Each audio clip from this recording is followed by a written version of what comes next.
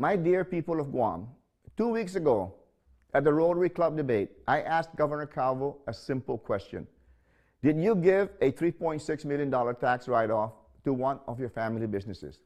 And if you don't want to answer the question, would you submit to an independent forensic audit of the tax records? Instead of giving a straight answer, he ignored the question.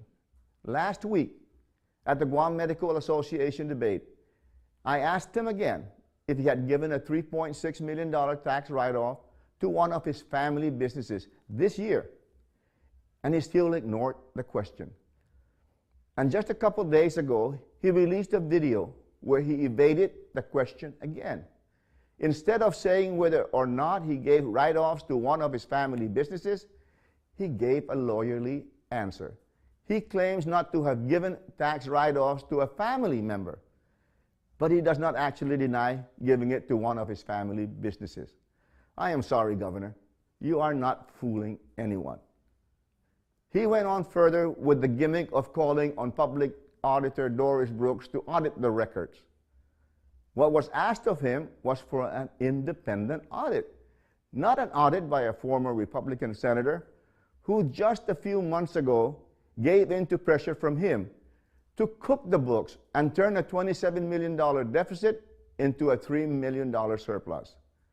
And finally, just to distract people further, Governor Calvo rehashed allegations about me that were first raised, not 5 years ago or 10 years ago, but in a political campaign 16 years ago.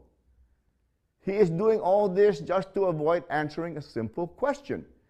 Did you give a $3.6 million tax write-off to one of your family businesses this year? You know, Eddie is just repeating allegations that were started 16 years ago and have been totally disproven. And if anyone thinks they were not all thoroughly investigated by the media, Doug Moylan, and 12 years of Republican administrations, then they are just not living on the same island as the rest of us.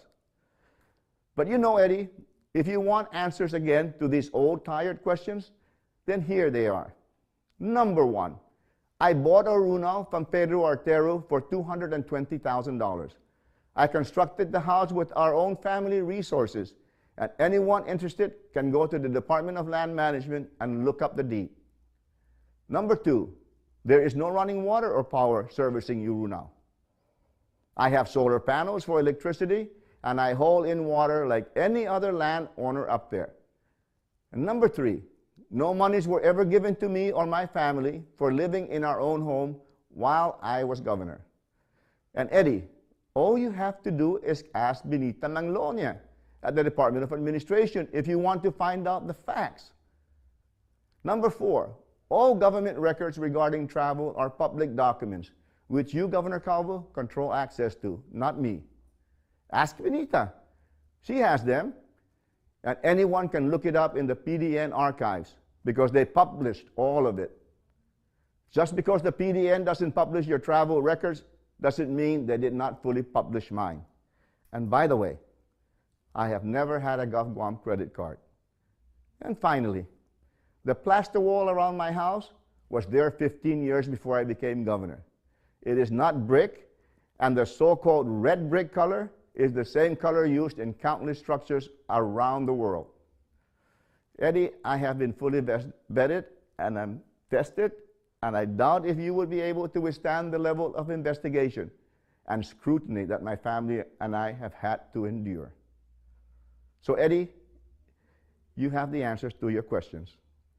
Will you now finally answer the simple question that you have avoided 3 times? Did you give a $3.6 million tax write-off of interest and penalties to one of your family businesses this year? And if you don't want to answer the question, will you submit to an independent forensic audit? Not Doris Flores Brooks. Eddie, the people of Guam deserve the truth.